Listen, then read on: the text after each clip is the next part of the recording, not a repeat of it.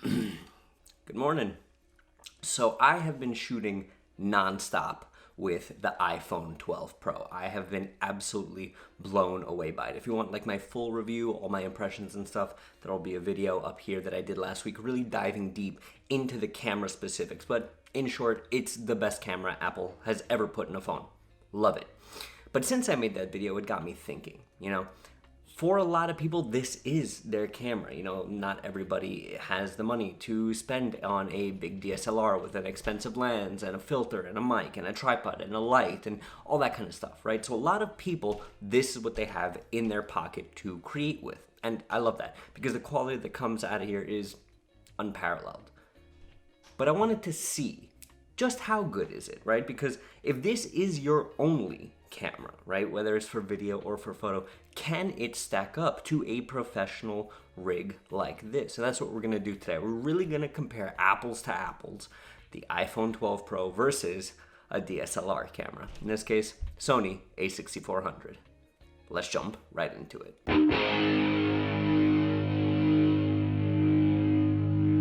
Hey everybody, my name is Bobby Kowecki and welcome back to another video. If this is your first time here, hey, how are you? Nice to meet you. I do cool videos like this each and every week, all about photo stuff, video stuff, cool tutorials on filmmaking and photography. So if you like what you see, make sure you hit that subscribe button down below because I post a new video each and every week and you don't want to miss out. So without further ado, the iPhone 12 Pro versus a DSLR camera. What we're gonna do today, I have taken a bunch of sample photos with both of these cameras. I'm gonna put them side by side. I'm not gonna tell you which one is which, and we're gonna go from there. Now, quick caveat before we take a look at these photos. All of these photos were taken auto settings, everything the camera decided in the most basic and user-friendly way. I wanted to make it as apples to apples as possible, right? No editing, these are straight out of camera. All right, let's jump in. So the first set of photo is going to be on your screen now. Take a look. Let me know down below, photo 1 or photo 2, which one you think is which, right? All right, so we have photo 1 being this one and photo 2 being this one. All right, so photo 2 was going to be the iPhone 12 Pro and photo 1 was going to be the Sony A6400. Now this was taken on the widest setting. I have a 17mm lens here and I believe the widest setting on the ultra wide on the iPhone 12 Pro is a 13mm, I believe. But right off the back, you can see just a stark difference. Again, all auto, nothing here. Pretty clear day, but it's so much brighter in the iPhone photo. Now, why is that? Again, we touched on it last week. The Pro Fusion Magic HDR that the iPhone does is phenomenal, and there is a lot to look at here. I mean, the sky is perfectly exposed, the shadow on the floor is perfectly exposed, the clouds are nice. I mean, even if we zoom into the photo, all of the leaves on the trees are really nice. You don't lose a lot of quality. So that's on the ultra wide. On the super widest lens, 1 point to iPhone. Next up we've got here, I know Halloween just passed, but we have got these photos. Okay? Give you a second there and let me know which is which down below. And there we go. All right, so photo 1 is going to be the Sony and photo 2 is going to be the iPhone 12 Pro. And again, we can see here so much more detail is captured, right? But there are more differences. The closer you get, the differences become more apparent. First off, the iPhone is a little bit wider than the Sony, and I did try to approximate the focal lengths as much as I could, but again, you're not really getting too much of that background bokeh. Everything is exposed, everything is really rich and saturated. Again, the sky is well preserved, and you see my tripod back there. I was filming something else, you guys will see that soon. But there you go, right? And if we take a look at the Sony photo, right, what we'll find in this photo here is a lot more blur. Yes, the sky is overexposed, but we're seeing a lot more richness to the photo in the foreground in the subject. So for this one, if I'm going back and forth, I gotta say, I'll give it to the Sony. I'll give that one to the Sony. All right, picture 3. All right, I'm gonna put them on the screen here, a portrait of my lovely fiance. Okay, let's see here, which is which. Take your time, think about it. All right, so portrait number 1, again, is going to be the Sony, and portrait number 2 is going to be the iPhone 12 Pro. Now, with these photos, what does this show us? Again, a lot of rich saturation and a lot of color, right?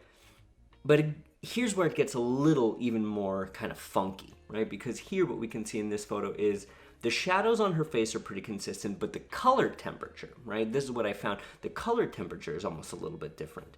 Again, the portrait mode on the iPhone really doing a good job at just that tack sharp cutout of the person. Whereas with the Sony, the bokeh is a little more gradual.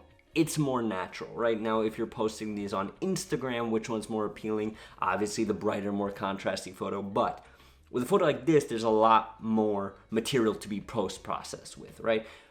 Straight out of camera, iPhone is where it's at. In this photo, this is a pretty great photo. I love my fiance. She's very beautiful. So, you know, I think this is the photo. So that's 2 for the iPhone and 1 for the Sony. Now, I wanted to see with photo number 4 another portrait, but more dynamic ranges within portrait, right? So I'm gonna show you here.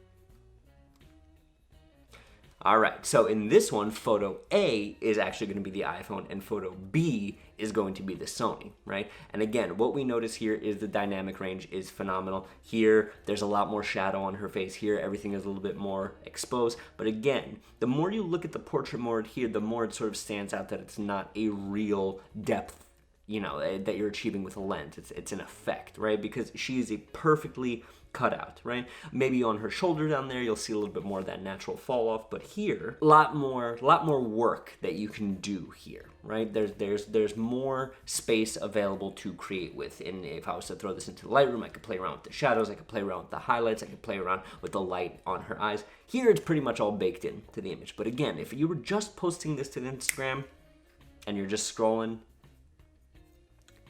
yeah, iPhone wins this one as well. And I'm floored by that. All right, photo number 5. If you're keeping track at if you're keeping track at home, rather, that is 3 to iPhone, 1 to Sony. So if you're keeping your scorecards, let me know down below. Photo 5 is going to be another landscape, right? But again, I wanted to do a little bit more with the dynamic range here, right? So I wanted a nice, bright landscape in front of me. We went down to the local park, right? So it's going to be photo 1 and photo 2.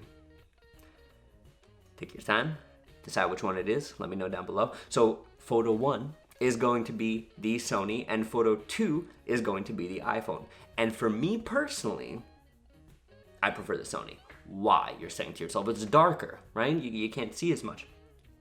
Yes, but what I find with the ultra wide lens on the iPhone is it makes everything so sharp. Yes, the sky is exposed nicer. Again, that reflection on the water is going to be there either way. There's really no way to mitigate that. You're getting a lot more range, you know, focal range there, but it's just too sharp. And yes, you can play around with that, but because iPhone doesn't shoot RAW yet, the minute you start playing around with the sharpness and stuff in Lightroom, in Photoshop, it's going to get very muddy very fast. So for me, I much prefer the Sony. I think the sun flare is much more natural. There's definitely a lot more you could do in terms of making this an image that is very pleasing. So 2 to Sony, 3 to iPhone. The race is getting heated up. Now, that's photo. That's photo during the day. What about photo at night? Right? See, we just went to the pumpkin show and it was great. I loved everything about it. I thought it was awesome. I thought everybody did a great job, but I really wanted to see the night performance in the iPhone because they're touting the night mode, and I also wanted to see the night mode on the Sony camera, right? It got a pretty fast lens on it. So now we're gonna go look at some night photography. Now we're gonna move into video after that. So on your screen now, you're gonna see photo 1 and photo 2. Photo 1 and photo 2. Take your time, think about it. Alrighty, so photo 1 is going to be the Sony and photo 2 is going to be the iPhone, right? Now, I'm impressed across the board here because this was not a very bright pumpkin display, right? I thought it was very cool. I believe all of this is like welcome and hello and all those like you know, greetings and stuff in different languages and different colors. I thought this was a really neat display. But we do see here, you're getting a lot more in the iPhone. See, in the iPhone, you notice all the pumpkins on the bottom. You're noticing a lot more of the, other displays on the side. You're just getting a little bit more. But it's much muddier. Regardless, this is a night mode photo. It's muddier. The Sony, while not as bright, much sharper. So I'll call this one a draw. Right? Nobody gets a point. I think they both have their own merits, both good in their own ways. I think convenience, again, iPhone has it, but I think, again, in terms of post-processing potential, gotta give it to the Sony.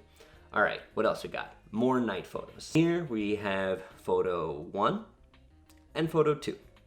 Photo 1 and photo 2. Take your time, think about it. Let me know which is which down below.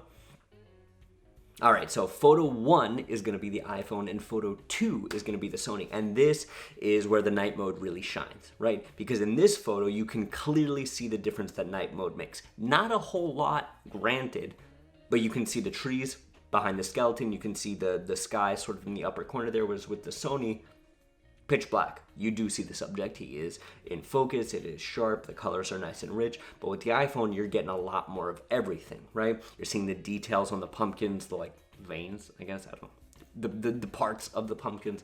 So for this one,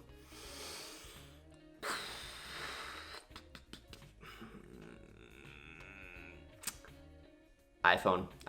So we are 4-2, iPhone to Sony, right? And that's just on the photo aspect. But what about the video aspect? So if you want a regular sort of vlogging creation straight out of camera video, again, that the video I did last week is up here, but there's two factors I wanted to touch on with the iPhone and the DSLR, and that's slow motion, because that's usually where cameras like the iPhone with the smaller sensor tend to fall apart, and at night, because the iPhone has that Dolby Vision HDR goodness baked into it. So I wanted to see how it sort of competes. So first up, we have got slow motion, right? I'm gonna play video 1 here. Okay, got some birds at the park, wanted some cool motion here. And we've got video 2.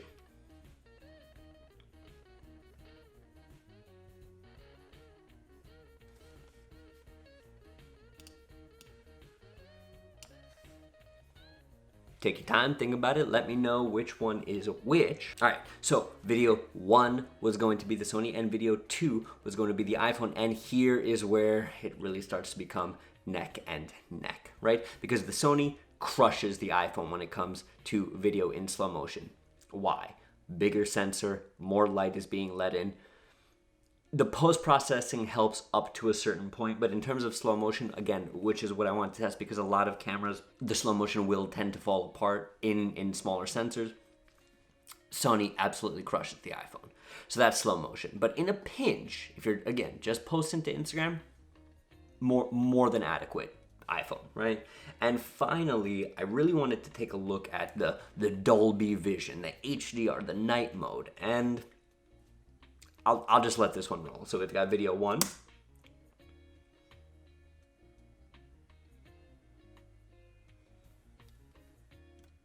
And video 2.